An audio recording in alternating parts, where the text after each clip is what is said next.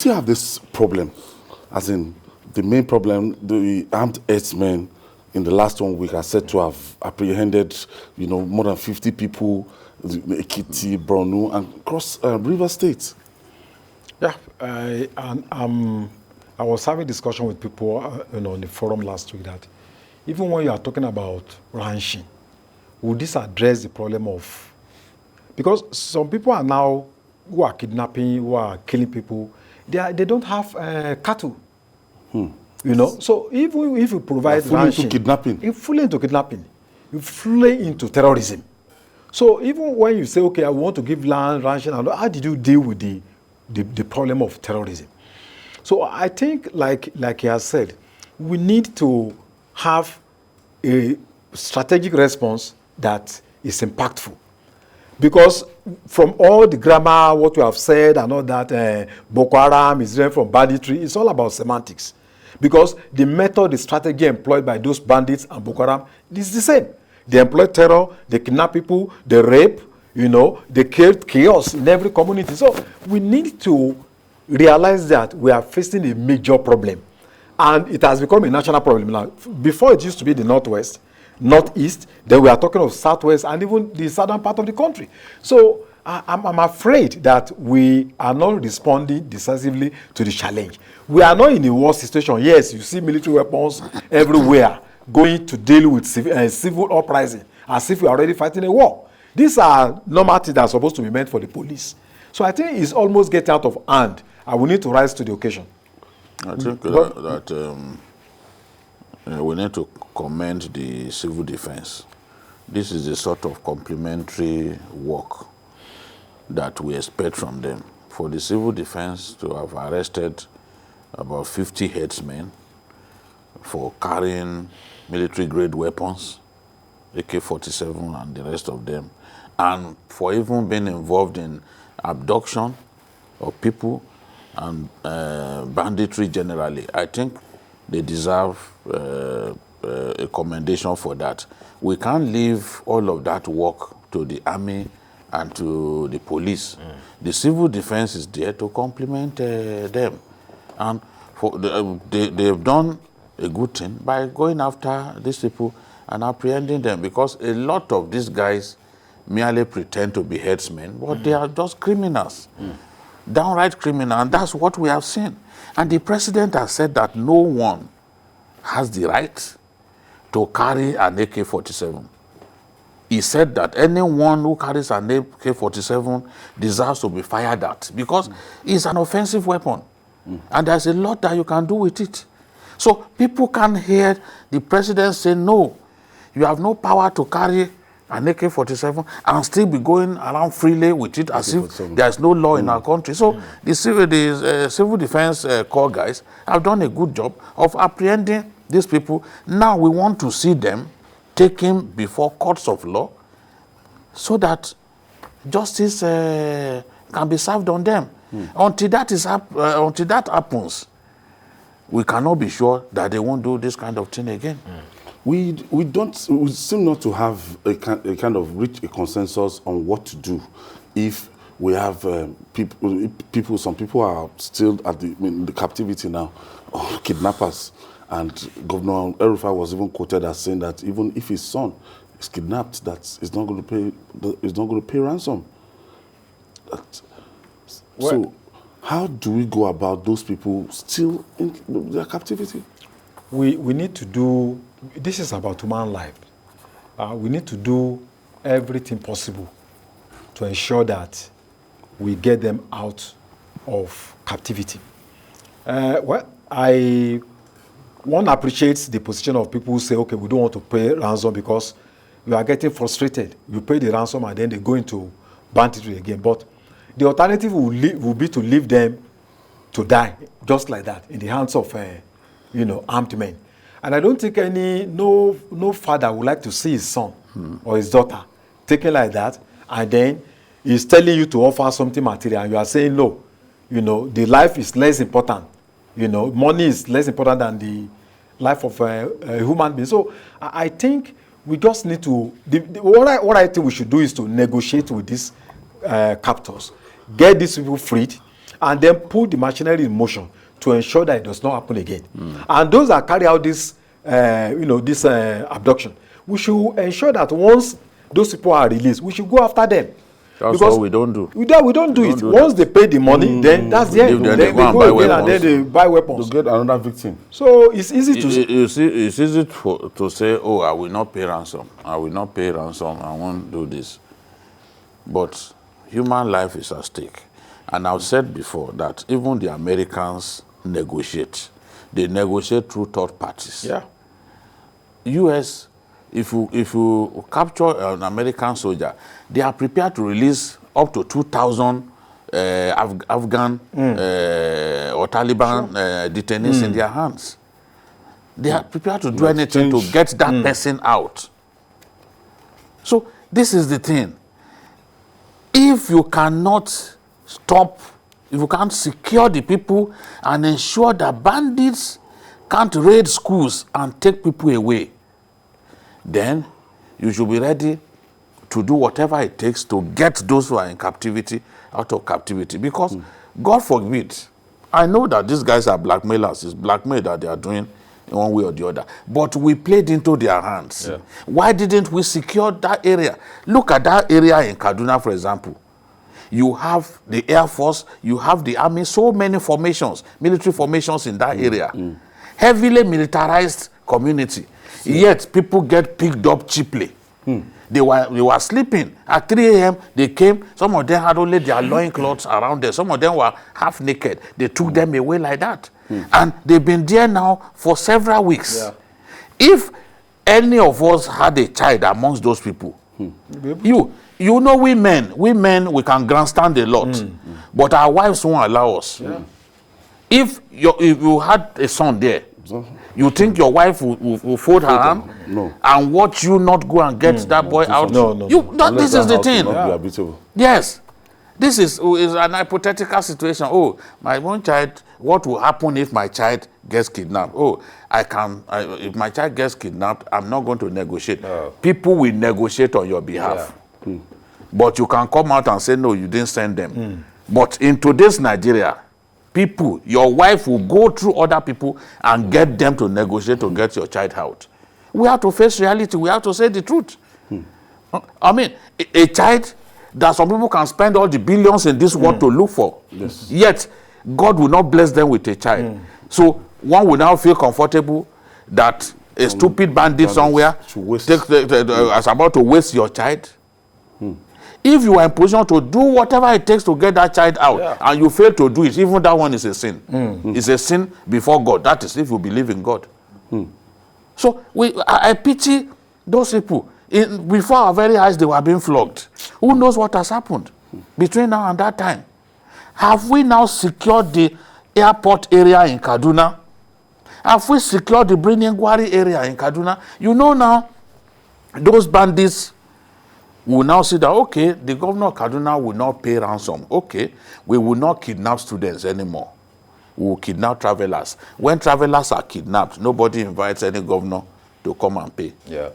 The people, many people get kidnapped. Okay, they kidnapped the Redeemed Church people the other day. Yes. Other people will negotiate. Maybe the GO will be told, and other people they will negotiate. They won't call the governor. They can now go. They will now go after other people. Yeah. They may not go after schools anymore because they've seen, that man will not pay. But how about individuals? How do we keep every individual in our country safe? It is an obligation that government has. Government must protect our people. We can't have all of those military formations in Kaduna, and then the state is so extremely unsafe. You don't even feel like going there. From the airport, it's not safe. So why do we have all of those military formations if we can't keep that area safe? Do you know how many kidnappings have happened in Kaduna? This year alone. Very bold. Yes, they are very daring people. Many local governments are not safe. Even in broad daylight, in Chikun local government, they go into people's homes, they drag them out. Yeah. That's the place where I was born. I know what's going on there. It's so sad. So how do we address this issue? Because instead of a deliberate attempt to actually halt their activities. We keep hearing of stories of kidnapping every day, and we'll have a government, and the government seems to be overwhelmed. Well, one of the major problems that we have, stretched over a very long period is over concentration of power of security structures in the hands of very few people. You need to decentralize power. Communities should be able to, states should be able to take initiatives in terms of crime investigation, in terms of detecting crime, in terms of not waiting for the IG every time, not waiting for the director of SSS in Abuja, for the person in Lagos and Sokoto to take initiative. So first of all, we need to decentralize, this security architecture. And then one of the most important pillars of security is intelligence. In those days, the NSO, the kind of structure we had, they will do diligent investigation and get to the root of the matter. But these days, I think our intelligence gathering mechanism is very weak. If we are a very powerful country, our strength should be in the quantum of intelligence we're able to gather on criminals. But we don't have that kind of intelligence. We don't have fingerprints. So when anybody commits crime, he knows that probably you are not going to get him at the end of the day. So it emboldens them to commit crime almost every day. So we need to strengthen our intelligence capacity and also to realize the need for us to decentralize power in terms of the security architecture so that states can take initiatives without waiting for Abuja at all times. Babajide, I'm still very worried because they've been talking about militias holding territories and everything. Now, after the death of this Ghana, it's becoming, very, the problem is guys, they are coming out stronger and they are holding people to ransom.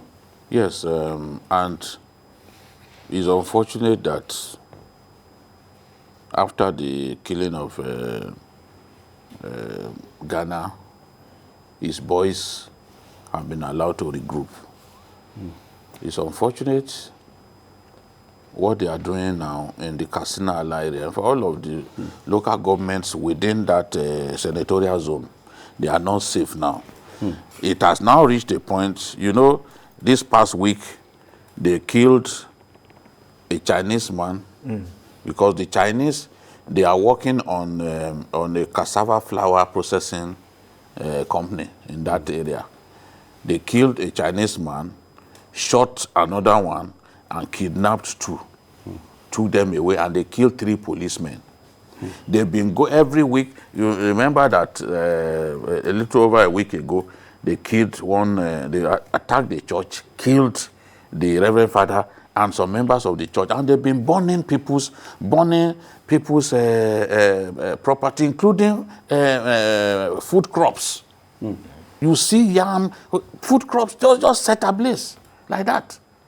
These are not headers now. No, just these guys, people. And they've spread to different parts. I won't even be surprised if what happened in Konshisha, that they were actually involved. Because the capacity to have that capacity to be able to ambush the army and kill them the way they've done, you know that these guys have some training in weapons handling and all that. So it's possible that some of even Ghana's boys were engaged to carry out that atrocity. So it's unfortunate. Now they are asking that the markets in the whole area should be given to them to run. They should be allowed, that the ban on Okada should be lifted. They want to call the shots. They want to be running the territory. Yes, because there was a meeting on Tuesday over this matter. They made all kinds of demands. So if we found ourselves in a situation in which it's militias who are now giving us conditions before we can live peacefully, then it shows that the state has lost the capacity to protect you and I. And that has to end. We'll take this break. When we come back, we'll talk more. Still Journalist Hangout on Sunday. Thank you for staying with us. The umbrella body of judiciary workers, that's Judiciary Staff Union of Nigeria, JUSUN, had declared an indefinite strike to press financial autonomy for the Nigerian judiciary at all levels. The union says its strike is still on because no concrete resolution had been reached. The legal advisor to JUSUN, Mariam Yusuf Gusau, says the strike is still on while they await the outcome of an ongoing negotiation, promising not to back down until their demands are met. Okay, Babajide, this week in Abuja, in Lagos, from the Supreme Court down, activities were just paralyzed. Yes, it's not surprising because these judiciary workers appear to mean business this time. You know, they took the pain of going to court over this matter and they got judgment. Justice Ademola affirmed that the executive has no power to hold on to the funds of the judiciary. Ideally, funds of the judiciary should be handed over to the heads of the courts. That is what is done at the federal level. President Buhari does not hold on to the funds of the judiciary. What is due to you is sent to you as the head of the courts. You know? So this is what should happen. When the president came up with the executive order on June 5 last year, we felt he was not doing anything extraordinary because it had been stipulated in the Constitution that the executive, that there shall be financial autonomy. But what did we see? The moment the president came out with that order, governors went to meet the president, and clearly they didn't want to comply autonomy for both the local government and the judiciary. And I'm saying that if I was in the president's position, I would not have engaged them in any way because the president had not done anything wrong. So what are you lobbying him for? You lost in Justice Ademola's court. You refused to appeal. If you felt that that judgment was wrong, if you felt strongly that the judiciary does not need financial autonomy, then go back to court. Show us that portion of the Constitution that permits you to be custodian of the finances, of the judiciary. But they can't do that. They can't appeal because they know what awaits them if they should appeal. So instead, they are using subterranean strategies and to try to arm twist the president and ensure that the president's directive that the Accountant General of the Federation should send money from source straight to the heads of courts in the various states where they are holding on to their funds. Does not happen. Well, I will encourage the JUSUM guys to continue this strike, to press on so that this autonomy can happen. Governors cannot always have their way. I mean, we are in a democracy. You have too much powers already, in my view, as a governor. You have too much powers. Even now, you are trying to control the political parties, which was not the case during the Awolowo and other people's era. That was not the case. So that financial autonomy, I support it wholeheartedly, and I hope that somehow we will achieve that. So, what do you make of this agitation? Well, I think one of the basic principles of democracy is separation of powers. The judiciary needs to be separated from the executive and the legislature. But it's not just in terms of political statements or what the law says. It has to be reflected in content and form. As long as the governors hold on to the funds, belonging to the judiciary, then we are not having separation of powers. You are going to have miscarriage of justice. You are going to have a situation where the judges will be at the mercy of the political dictates of those that have dominion in that particular state. And it's going to affect the entire democratic process. So I think I support what JUSUM is doing. They should push on. They are not just fighting for themselves. What they are doing is to deepen democracy, is to deepen the rule of law, is to deepen justice, liberty, which is not just for JUSUM members alone, but for every, for all Nigerians. So we should support an independent judiciary. That is the only way to hold the government accountable, because when your rights are violated, where you go is the judiciary. But if this government is the one that violates your right, how do you get justice when those those judges are afraid to do anything against their governors? So I think we support what they are doing. And they should put on, and they should continue with the struggle. You remember what happened in Kogi when the late chief judge gave that granted bail, Dino Melaye, and the subvention of the state was seized for about a year. We can't allow that to happen. Meaning that the workers were not paid for all of that time. That's wickedness. Okay, joining us from Abuja is a lawyer, Frank T. Thank you for joining us.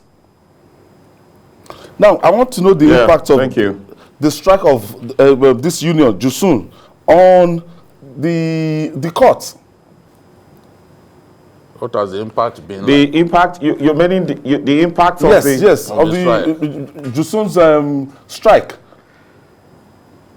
on the court. Well, the impact is not only against the court or on the court, but generally on the image of Nigeria as a country entirely.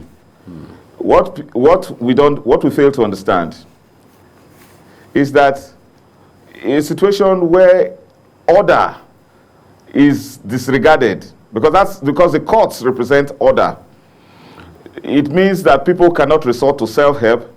When they have disputes, they should approach the court. More important than medical services is the services the courts render in terms of providing order for the Nigerian state. As we speak, that is missing. It is a very dangerous impact, in answer to your question, on the Nigerian polity.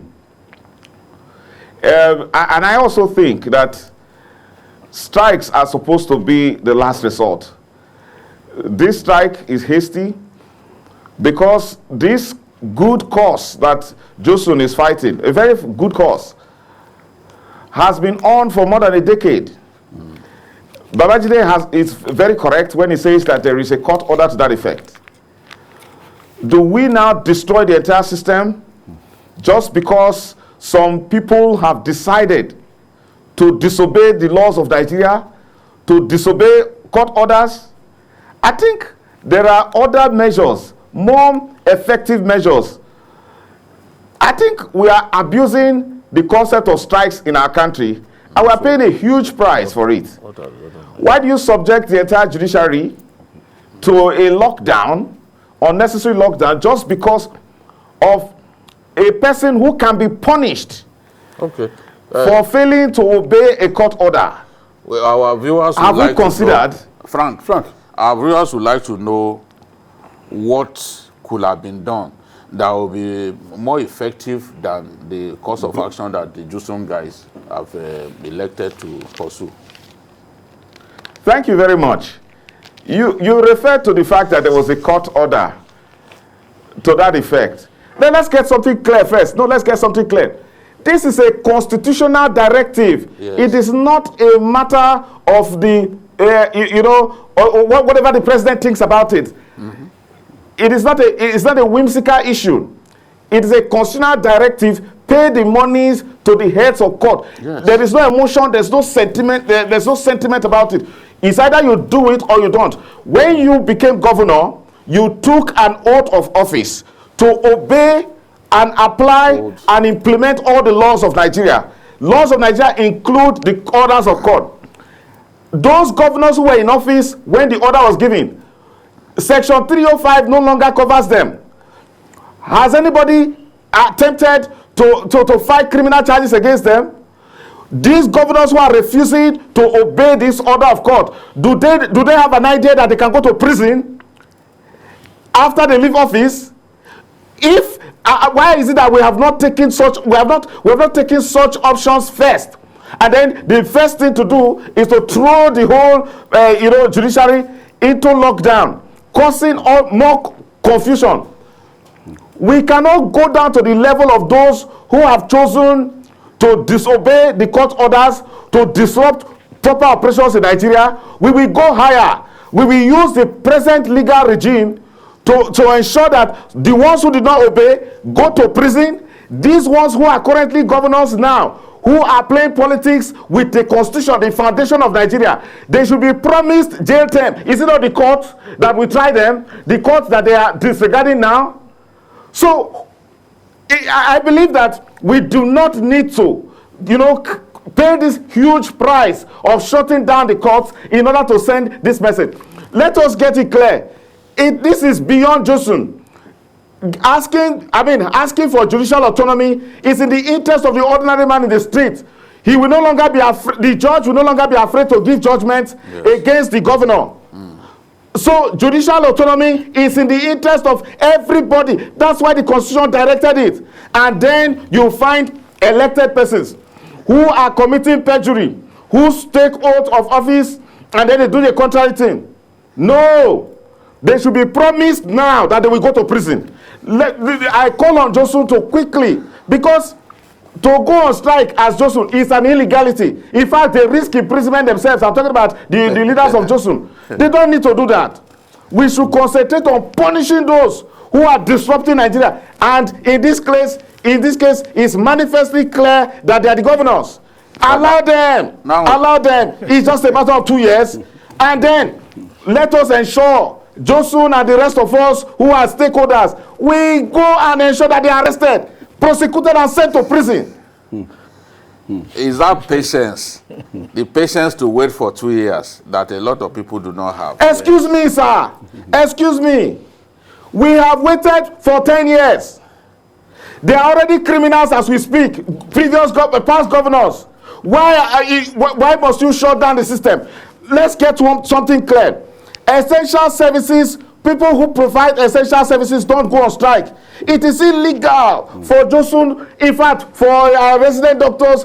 In fact, this whole lazy approach of misapplying strikes, it is disruptive. In fact, to me, it is even treasonable, because it means that instead of applying laws and the legal process in ensuring that you get your demands, you disrupt the entire system. You spoil everything. You need to know the cost. Whenever doctors go on strike, you need to know the cost. When ASU goes on strike, it's something we cannot afford. Frank, those who are the actual criminals are the ones we should deal with. Frank, let's leave that. People will still go on strike. It appears to be the only language that our leaders understand. And you know it. You know it, that appears to be the only language they understand. The question we want to ask you is, why do you think these governors are insistent on not allowing this judicial financial autonomy for the judiciary? Why are they insistent on it? Despite the fact it's stipulated in the Constitution. That question can be better answered by those who understand the political motives of those who enjoy control, power, to the extent of violating a constitutional provision flagrantly in the face of the whole world. I can only make a conjecture that the political office holders, especially governors, want to perpetually control everything. Control what happens in the judiciary. Control what happens in the House of Assembly. All of these things are against the interest of the common man and to promote their selfish political interest. Until there is massive resistance on the part of the people, not necessarily Josun, not necessarily these trade unions. The people must get to a point where they understand that unless the law is followed stricto sensu, their interest, their well-being will not be guaranteed. So the only reason is control. And even though we are calling now, I listen to the argument, we are calling for state police. You can only, unfortunately, the judiciary, even in enforcing its own orders, relies on the executive. Thank you. That is the reason why we only need people who are committed to obeying laws, the standards that are set by the Constitution, by the laws made by the National Assembly or the State Houses of Assembly. Those are the kind of people who should run our system. Oh, thank you. And anybody who deliberately violates the standards that have been set by law should expect to be prosecuted. Yes, yes. Babajide, respectfully, sir. Respectfully, sir. I believe that the solution to this is to send one former governor to prison for disobedience to court order. It will be more effective than the strike. Yes. Thank you, Frank. I agree with you that one Thank of them you for your contribution to go to jail. Yes, I'll so be happy that to see that happen. somebody should be made kind of example. An example, yes. So why is it difficult? Why? What's the big deal about the court giving needs autonomy to these guys? independent before they can even send anybody to jail? And that's why their battle is very important. He's talking about shutting down the system, but the governors were the one that shut down the system by violating the constitution itself. So he's talking about the effect. He's not looking at the cause. The cause of this thing is that the governors are not obeying the directive of the court. Yes. Moving on now. Reactions continue to trail the biography of First Lady Aisha Buhari. Ekiti State Governor Kai Fayemi has described the First Lady as the voice of the voiceless, noting that her candid disposition endears her to many Nigerians, even though it may appear in a manner of indiscretion. Babajide, Aisha Buhari is not the kind of first lady that's, since 1999, we've been Nigerian first lady, that those ones that are always very, very, sometimes ceremony, foundation and everything. But this person, she normally criticizes the administration of her husband constructively. Yes. At any given time. That's where she's different. That's where she's truly different. Is the way all of them have described her. And that's the way I would describe her, that she's honest to a fault. She's committed to the common man to a fault. And if you have that nature, you will lose friends. Because one of the ways by which you can lose your best friends is to tell them the truth. Yeah. In our country, we simply don't like people who tell the truth. We hate them to a fault. We call them names. And some people, you stop talking to some of them. We've lost many friends. There are people that we are no longer on talking terms because we chose to do our work the way our conscience has led us. Yes. Because when you choose to be a sycophant, in no time you'll be a forgotten man. You become an insignificant man. But if you are not a sycophant, even the people that you speak the truth to, they will truly respect you. If you are a sycophant, the people that you think you are impressing by being sycophantic, they lose your value. They will not have any regard for you. That is the mistake that those sycophantic people and political contractors do not understand. That's what they don't understand. When you live a life of speaking the truth, there's an inner joy that you have. And this is what I see in this woman. A commitment for someone who can get up to say, okay, I'm going to build hospitals for people in my state. It takes the love of the common man to think of building hospitals. Because you can use that money to build something that will ensure that you acquire more wealth. But she's thinking about the ordinary person, the ordinary woman. She's committed to that. People need to, her pet project, they need to assess her pet project and what she's been able to do, how she even mobilizes funds so that she can achieve her aims and see the true character of this woman. I know that a lot of people hate her because she seeks to speak the truth. Yes. But look at what the husband said about her, because you can't like her, you can't like the husband more than her. So if you are sycophantic because she criticizes the government sometimes and you want to appear that you like the husband more than her, then something is wrong with you. The husband herself has said this woman has been a worthy partner. Stood by him, joined him in campaigning, everywhere they went. So if some things are wrong or are going wrong, then you should not surprise anyone if Aisha Buhari complains, because she's a stakeholder. She's a stakeholder. Her sweat went into the electoral victory. Yes. So do they then expect her to simply keep quiet if things are going wrong? Yes, there are ways by which you can get your message across without being disrespectful, without hurting people. But God created us in different ways. The ways some people manage to get their message across will hurt some people. But at the end of the day, the message should not be lost. But Wale, the title of that book is Being Different. Yeah. She's just a different first lady. Because some people will term her as a rebellious one, and you know, some people will misconceive like when she spoke about the clinic in Aso Rock. Yeah. That's, look, year in, year out, they keep budgeting for that place, but there's nothing there. Billions.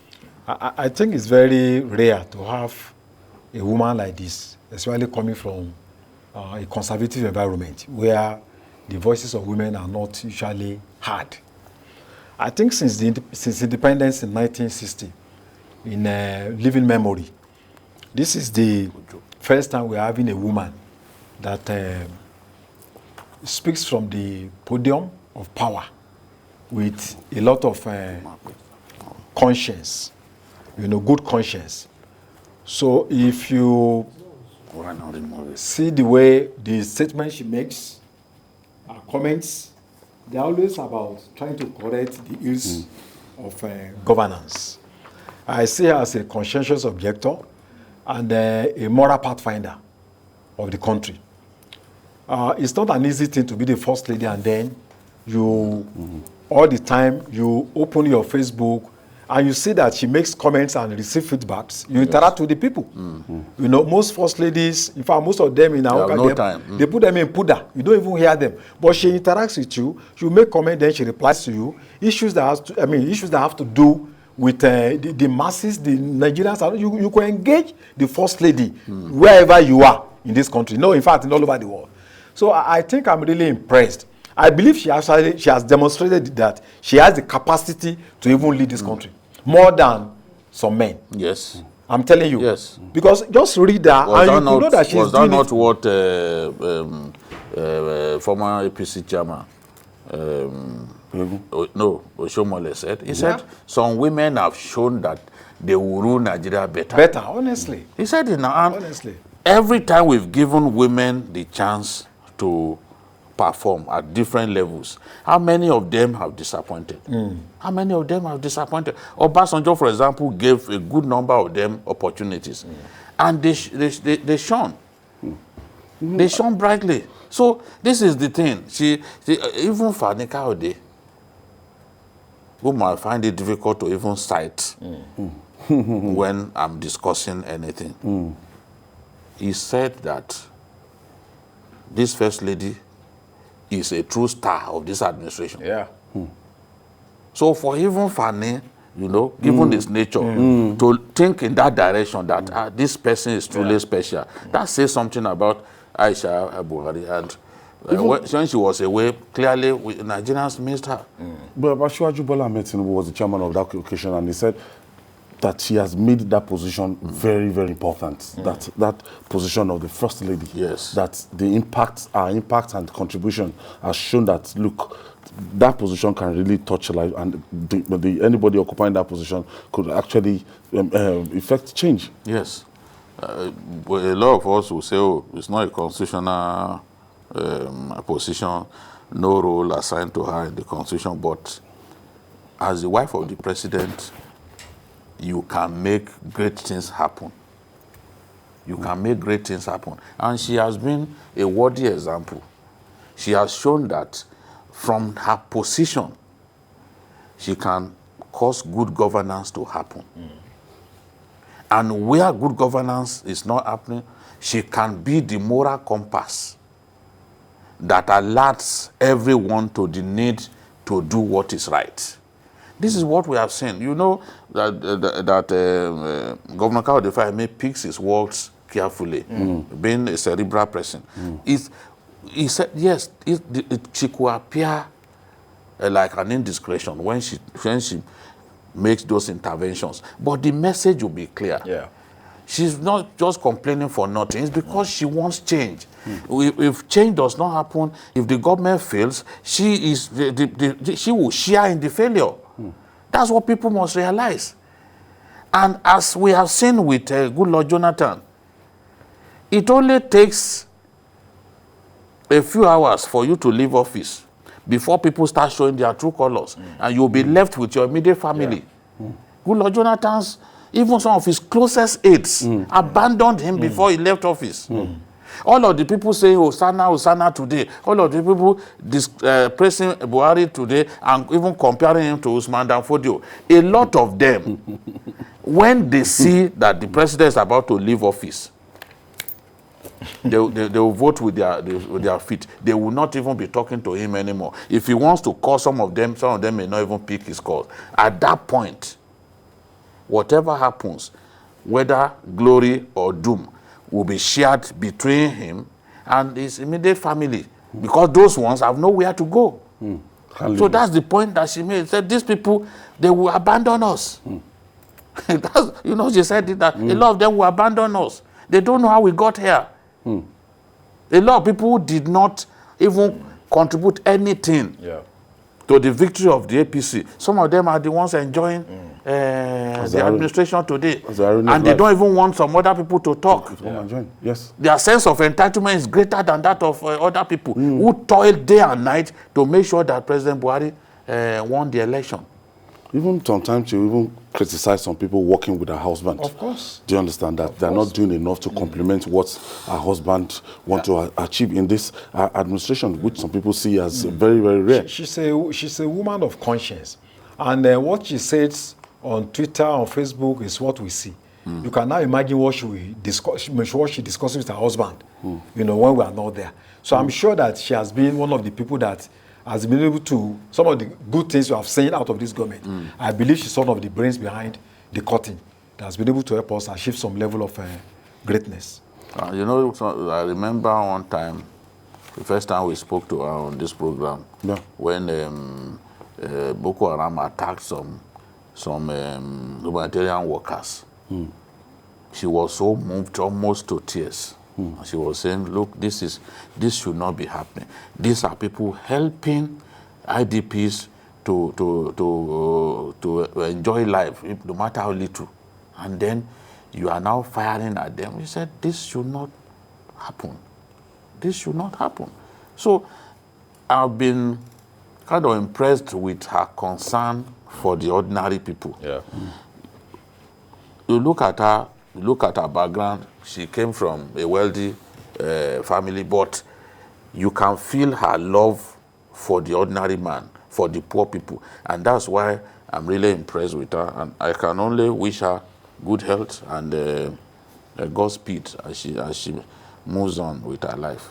I think we'll try and I'll grab a copy of that book and see what we have there. Now, finally, Cross River states may be famous for hospitality and tourism, but there are growing concerns about the level of rots and tales of neglect in the sector. Nigeria's #1 tourism asset, Obudu Mountain Resorts and Branch, in the States, is a vivid example on how lack of maintenance and sustained investments can kill a dream. Babajide Kolade Otitoju tells us more in this report. The Obudu Mountain Resort and Ranch has been described in so many glowing phrases by those privileged to visit it. Located in the highland and deep tropical forest of Obanliku local government area of Cross River State, about 45 miles from the Cameroon border. It was once described by journalists visiting the plateau for the first time as Heaven's Gate. Another journalist described it as a place where the earth meets heaven. With a temperate climate hovering between 4 and 10 degrees Celsius between June and September, and 32 degrees from November to January. The ranch was developed in 1951 by M. Macaulay, a Scottish rancher. This home to rare species of birds rises to about 5,200 feet above sea level with its peak standing at about 1,716 meters above sea level. It is the perfect getaway from banditry and savagery. It is a planet within a planet. Though Obudu Mountain Resort and Ranch has been in existence for many years, it was Donald Duke, governor of Cross River State, between 1999 and 2007, who upgraded it to world-class status. Duke's goal was to turn it to Africa's largest and most beautiful tourist destination. He constructed high-catching buildings, hotels, spas, shops, restaurants, and sporting facilities for the pleasure of patrons. He also constructed a presidential lodge. Little wonder, former Presidents Olusegun Obasanjo, the late Umar Yar'Adua, and Goodluck Jonathan found the place suitable for retreats and high-caliber meetings. Indeed, its idyllic tranquility made it so ideal for such presidential events. Duke's agenda was to make Cross River State the best in Nigeria when it comes to tourism. He gave Obudu Mountain Resort and Ranch so much attention. He introduced the cable car as a means of accessing the peak of the mountain and draw traffic to the facility. He also constructed the dairy and honey factories, constructed the baby airstrip to reduce travel time for tourists going to Obudu Resort. He constructed 20 units of 3-bedroom wooded villas, dubbed the Mountain Villas, as well as 10 African huts with 20 rooms. He constructed the water grotto, as well as a helipad behind the presidential lodge. With Obudu Mountain Resort patrons finding it difficult to access cash, Duke brought GT Bank to the Obudu Mountain Resort and Ranch. Recently, I visited the Obudu Mountain Resort and Ranch for the first time. It was a near complete negative turnaround, a story of abject neglect by administrations in the state since Duke's departure. The buildings are now in a dilapidated state. It's a windy morning here at the Obudu Mountain Resort and Ranch. In front of us is this valley, so deep it looks endless, and it reinforces the point that this plateau rises up to 5,200 meters above sea level. It is a fantastic place to have meetings, conferences, and good holiday for families. But one fact stands out: the potential of Obudu remains largely unexplored, largely untapped. The water grotto has ceased to function. GT Bank has since left the ranch. The sports facilities have literally given way. The cable car facility is still in place at Bottom Hill, but nobody goes there these days. The neglect of the facility has inevitably led to a massive drop in patronage. I spoke with engineer Killer Anthony, one of the team of road engineers that built the famous Intestinal Road leading to the resort. He spoke on the challenges experienced building the road up the Obudu Mountain Resort and Ranch, and how the resort had been neglected over the years. During the process when we were laying asphalt, a steel roller operator, in fact, lost his 2 limbs, his 2 legs. He lost them, but he didn't die. If the governor does not come here, the cable car does not work. Because of what? Poor financing or poor management, and lack of interest entirely by the Cross River State government to run the place. Lack of electricity supply is one of the big reasons for rapidly declining patronage at Obudu Resort. Minister of State for Power, spoke on how lack of electricity supply was a disincentive for people who would have loved to patronize the Obudu Mountain Resort and Ranch. I would like to agree with you that it was a big problem. I come from this community. I'm a farmer. I have a farm up here and a farm down the hill. Okay. Before I became Minister of State for Power, Minister in the Federal Republic of Nigeria, I came often to my farm, and I come with many people most of the time. So if I come in here, I first of all pay for hotel and accommodation, boarding and feeding. Then the light, the generator here goes off at 10 p.m. And you know, we come from Abuja by road. By the time, if you leave half day from Abuja, you get here about 9:30, 10 p.m. Now, or 9:30, the light is gone. So from 10, 11, 12, 1, 2, 3, 4, 5, 6, they bring back the light at 6 o'clock so, in the morning. So you have to pay 20,000 naira per hour for diesel, for light. So 6 hours, 8 hours of light is 160,000 naira per night, apart from the hotel bills. That's a big turn-off. But we had to do that for a long time, and I suffered that, so I realized that it is not good. And the people here, so business was going down. Most people stopped coming, communities, and the hotel, the resort here is world class. It's known all over the world, and it was going down the drain. So with light, I envisaged that it was going to improve, and things will pick up again, and I'm hopeful that it's happening that way here today.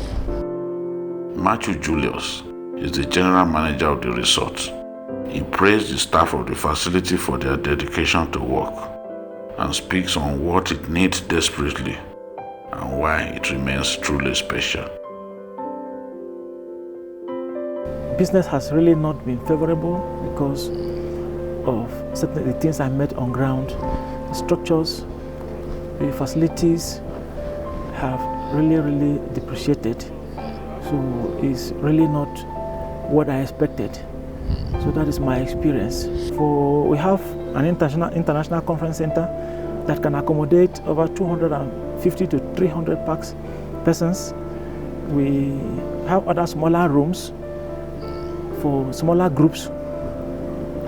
So it's completely out of the town. You come here and you have a quiet time.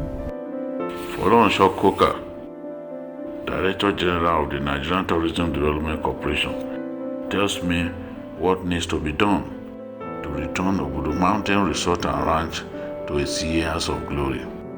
Now, what I've seen here is a very solid and robust tourism asset. One of the things that's lacking here is being addressed, and that is power. And we all know the multiplier effects of power. The minute you put energy into something, there's 24 hours electricity. That means that you can process water, you can refrigerate food, the restaurant can stay open longer, the lounge can stay open longer, lights are on, security is on, communication is better. The multiplier effect is endless. There is a requirement for an upgrade. And I talk about the upgrade in the context of the physical structures. The superstructure is fantastic. Yes. But if you look at the wood needs to be sandpapered and varnished again, the curtains need to be changed, the furniture needs not to be thrown away, no new furniture, just reupholster it. The windows oiled, it's the first place I have ever been where the pressure for cold water is low and the pressure for hot water is high. One of the symbols of the greatness of the Obudu Mountain Resort and Ranch was the Obudu Ranch International Mountain Race. The 11.25 kilometer race that took place in late November was dubbed the world's richest mountain race. This was because its $227,000 prize money was the highest available for a mountain race. Little wonder it attracted some of the top runners in the world. Today, the Obudu Mountain Race, another brainchild of Donald Duke, is no more. The Obudu Mountain Resort and Ranch cable car is an iconic fixture of this tourist destination reputed for its spectacular scenic beauty. At more than 11 kilometers, it is the longest cable car system in Africa. But what is the state of the cable car at Obudu now. Please come with me. You are arriving from your trip, as you are arriving from where you are coming from to visit Obudu, yes, and you want to use the cable car, this is where you board from here. This is outgoing, incoming. You are going to the ranch, and you are coming from the ranch. This is the bull wheel that turns the entire system. Yes. We have the same bull wheel up there. So as you start the system, the bull wheel turns, it is moving the cabins. And the cabins are installed, their spacing is factory spacing. But the installation and inauguration of an off-grid power facility at the Obudu Mountain Resort and Ranch has put smiles on the faces of stakeholders here and rekindles hopes of a revival of the tourist resort. Restoration of electricity will not solve all the problems at Obudu Resort. The Benue administration in Cross River State will have to show more than a passing interest in the facility and invest sufficiently in its rejuvenation. As governor of Cross River State, between the year 1999 and the year 2000, Donald Duke had a vision of turning the Obudu Mountain Resort and Ranch into a truly world-class tourist destination.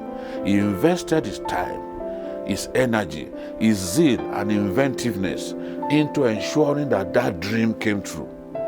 Today, this facility is a pale shadow of what it used to be during the Donald Duke era. The question is, who would help this facility to reclaim its past? From the presidential wing of the Obudu Mountain Resort and Ranch, Babajide Kolade Otitoju, reporting for TVC News. That's why some governors, that's why they try to influence the process of, who their good successor is going to be. It's very important so that your legacy is not going to be destroyed. Yes. In 1999-2007, one of the landmark projects that the Donald Duke administration did was this Obudu Cattle Ranch and the Tinapa projects. Yes. Today, both Obudu and Tinapa, I think Tinapa is even dead.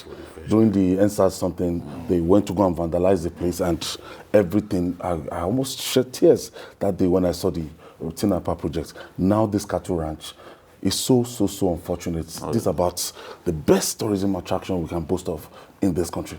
Yes, it's the best tourism asset that we have, no doubt about it. And the topography? Donald Duke took his time, took his time to really make that place beautiful. As we speak today, only MTN is present there, whereas all the three telcos used to be present. They've all left. Only MTN is present. Because people used to come in large numbers, there was a need for a cash office for a bank or cash center. Donald Duke brought GTB. GTB is gone because people are not coming. So what would you be doing as a bank in that place? Because of the facility is not maintained. Because it's not maintained, because there was no light, what would you come to do? No light. Tourism thrives on electricity supply. So you have a situation in which the cable car system, which is the best in Africa and the longest. 11 kilometers. They used to have about 1,500 patrons during Salah. But what we have today is a situation in which nobody goes there. So at that time, they used to pay 1,500 for a return trip. Today, the return trip is 5,000. But nobody is even going there. So where are you going to make money? You can see, I spoke to different people who work there and people who had been there before. For some of them, is something that can really get them to start crying. How can you abandon this kind of asset? It says a lot. And the interesting thing is, this governor, Ayade, is from Obudu. Honestly. So a governor does not have to come from a hometown to even abandon it. I'm telling you. He's from Obudu. He's from Cross River North. Yet he didn't see any need. Another person would have developed, maintain this legacy. even improve on what Oh, Donald yes. Duke left. Yes. But in your own case, you've let it rot. You can't put light there. It has taken the Minister of State for Power to go and give them light in that place. Of the grid. Yes, off-grid power supply. So it's so bad. I have so little to say, honestly. The Mr. Governor is always giving Olipotic all this budget of 3 trillion and everything. Big grammar. Big grammar. But look at this legacy. It's a big disappointment that he's even from this area. It's an international embarrassment. The man has embarrassed the whole world. Because when this place was completed, the helipad. people are coming from all over the world. You know, visiting Obudu. When you come to Nigeria, everything's about Even companies, they used to do their retreats, yearly retreats, conferences. Remember, Lord Jonathan named his ministers here. Yes, to go and do suddenly retreats. for years, nobody hears anything about Obudu again. And Cross River is a very peaceful state. There is no crisis there. People are anxious to. In fact, that's one of the areas that one of the states that people will be interested in going because I mean it's very peaceful, very. And there's a lot of money they can make from this. Beautiful place. Look at what UAE has done with Dubai. There is no justification on heart for what Professor Ayadi is doing to have neglected this very beautiful enterprise for whatever reason. I can't just understand why should we have this kind of beautiful project and just abandon it. Because this is the one of the biggest projects Nigeria can say we are proud of this project since 1999. Yes. Even though I've not been there before, I've heard so many stories about it. That the then state suddenly, government, you just allow the thing to just go away like that. Goes rot. Is it for political reasons? For what? There's just no justification. It's embarrassing. It's embarrassing. we expect Wale Ojolanre to join us. Wale Ojolanre is the essay on tourism to Governor Kayode Fayemi, and it's also a tourism journalist. Okay. Babajide, from what you saw, how accessible the road to Obudu? No, the road is fantastic, and the embankment that they created to ensure that vehicles do not fall into the valleys. Excellent. The road still remain top notch, which means that they must have done an excellent job back then, you know.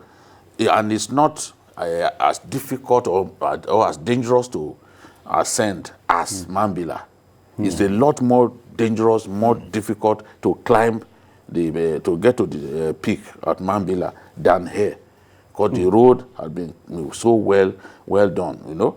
So, but it's the story of neglect that you could allow. If you see some of the buildings, even the presidential lodge, I slept in the presidential lodge. If you see some of the wood was already giving way. Oh, that is sad. Yes, if you make the mistake of sitting on those, it will give way and you will fall down. That's the state that I found it. That's the state, and other people don't even want to talk about it. And look, this thing, let's not talk about it because they get emotional. That we can leave an asset like this and allow it to rot instead of building upon it. You heard what the minister said, that there was no light.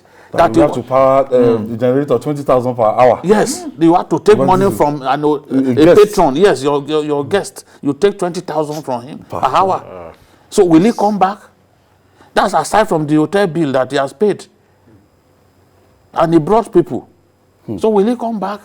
Look at even the race, because that race, I remember, will generate the attention of the world. The price is even more than Lagos Marathon. Yeah, by far. Because $227,000 just to make sure they sustain that place. Attention within that place. They are not expecting to spend extra money. Just be creative to make use of these assets. Yes. Or even retain what is there. Not just leave it to rot. It's embarrassing. You know, retain what is there. It can be our own Camp David. Yes.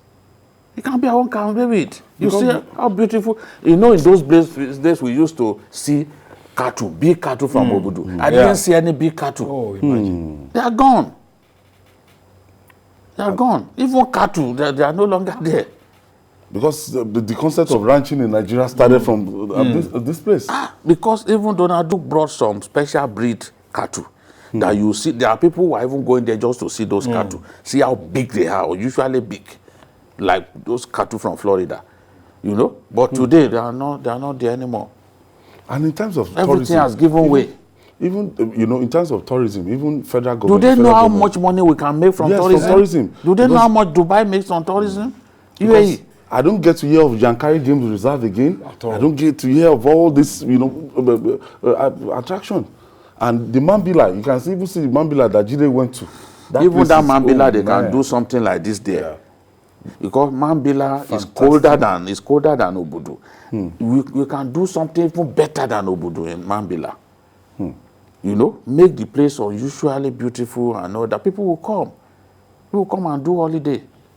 This man had a vision, but unfortunately, wherever he is now, he must be feeling very bad. Very, very bad. Very, very bad. Because it's in the set of 1999 to 2007. Yes, he was one of the most he stood out. enterprising Yes, governors. He stood out. Donald We Duke can stood make out. a lot of money from tourism. Countries, even Thailand, they make a lot of money from tourism. Egypt, all of them. What do we think that everything has to be oil? We don't have that maintenance. The UAE also. people, they much had money. oil, but they still spend so much money to build their place. I've said it before that in the past, these Dubai people, they used to go to Lebanon. They now told themselves that, look, what we go to look for in Lebanon, we can put it here. That was how they started developing Dubai. There's something in Dubai before. Yes, nothing there before. Nothing. Even these Emirates, the airline, they think that there was a time that even Nigeria Airways donated aircraft to them. Yes, now. Emirates today. Yes. One of the best in the world. So even if that is planning, that's foresight. You can be what you want to be if you are committed and you apply yourself strictly to it. Dubai is proof of that. They no longer go to Lebanon. In fact, it's the Lebanese who are now going to Dubai. Everyone all over the world, people want to go there. There's not, they don't have snow, but they manage to create something like that. You know? Well, look at us. Wale, I'm not happy Apart with from what we are saying, with the governor it at all. suggests that the governor and his government officials are probably not even having their workshops and conferences, you know, at Obudu. Because if the government officials are using the They place don't use the regularly, place. they don't. You know, don't Gulo use the Jonathan place. used it, Yaradua used it, Obasanjo used it. You know? Even the President state Buhari government has seems not not to gone be there. using it. Even the Cross River State government. Yes. Wale Ojolare is on the line. Thank you for joining us, Wale. Yeah, thank you. Wale, I don't know your experience about Obudu, but I know you're an entertainment journalist and tourism journalist. I'm not an entertainment journalist. He has corrected. I'm a tourism journalist. Yes, And I sorry, yes, I know, started Wale. tourism in the last 23 years. Tell us about Obudu Cattle Ranch. Yeah, Obudu Cattle Ranch is our prime most tourism destination in Nigeria. I was in Obudu when it was a virgin. I was in Obudu when Obudu was made a bride. And I was in Obudu when Obudu was polluted. 2017, 18, 19, I was in Obudu. And I wept about what I saw there. Obudu is just the sign that Nigerian government is not serious about the promotion of tourism. For the past 22 years, I've been making noise, talking to people, addressing the National Assembly. I was at the Senate, the 8th Senate, addressing them that it is time to have a government that will be so conscientious about developing the tourism potentialities of Nigeria.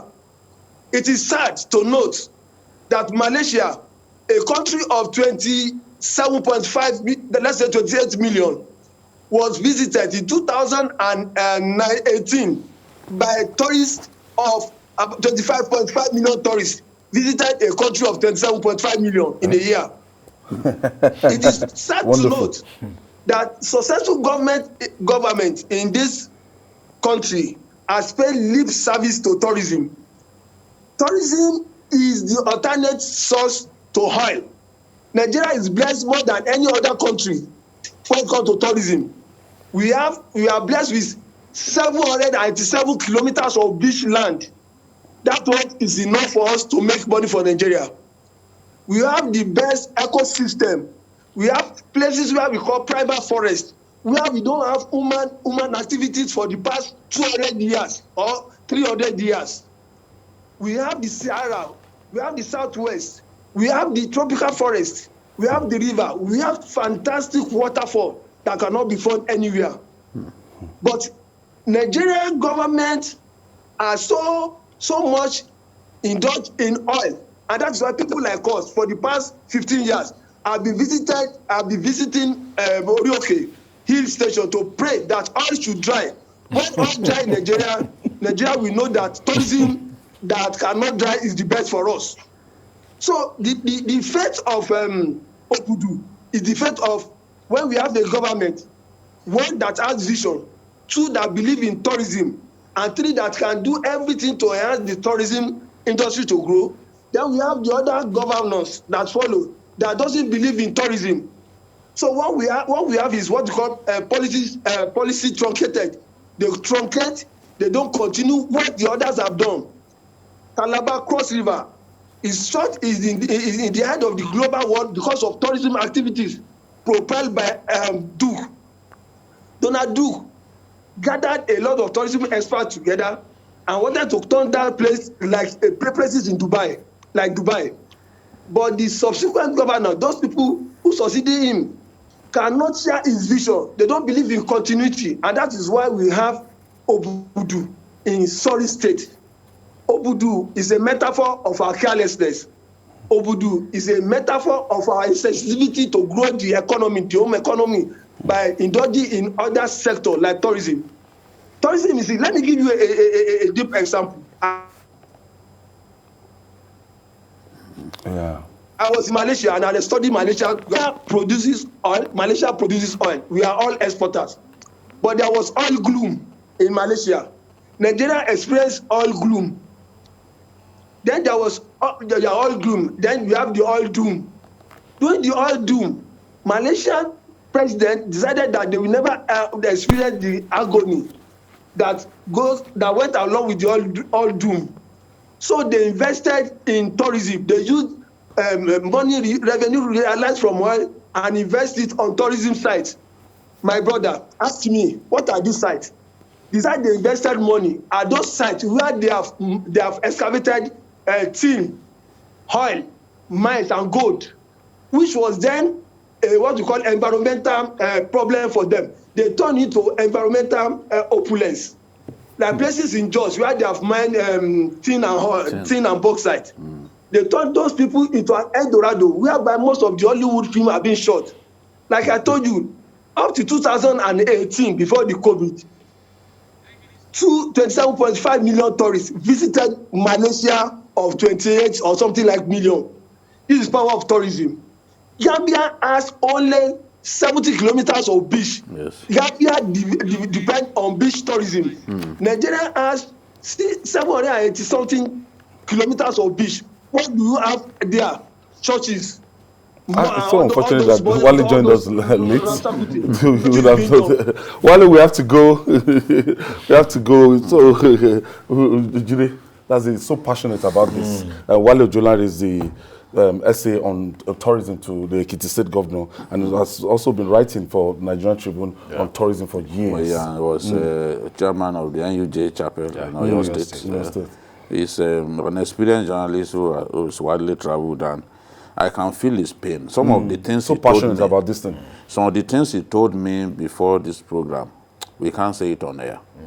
You feel the anger of an experienced journalist who has seen this place repeatedly, only for him to now be seeing what is going on now. And from a governor who is from Obudu land, allowing the place to rot. I mean, you are now, it's not, a governor, you can make impact in different ways. Not simply by going around with a party. No, it is what you do that people will appreciate. No, but to live behind, not how you look. Budgets. Not how you look. 3 trillion and only politic budgets. You are bamboozling us with big grammar. Wale, it's very unfortunate. The governor has no reason on heart to abandon Obudu. And we hope maybe it's not too late for him to rethink. No, it's not too late. It's not too late. It's not too late. 2 years. 2 years. Bring back the marathon. Let the marathon, water growth, bring it back. Ensure that electricity is constant. Why should people come when there's no electricity? In Edo State, Adams Shomole brought Okpekpe. Mountain race. Now? Yes, and that Okpekpe now is very popular. Well, I want to thank you, Wale. Thank you for your contribution in the last 120 minutes as Journalist Hangout on Sunday. And BKO, welcome back. Thank you so much. Hope you are going to be around this week. Yes, of course. Yes, okay. Nice to have you back around. Thanks. And that's our offering. Join us tomorrow for another edition of Journalist Hangout. That's our regular edition. You can watch the repeat broadcast tonight at 11:30 or on YouTube, youtube.com/TVC News Nigeria. I'm Ayodele Uzubakun. Bye for now, and God bless Nigeria.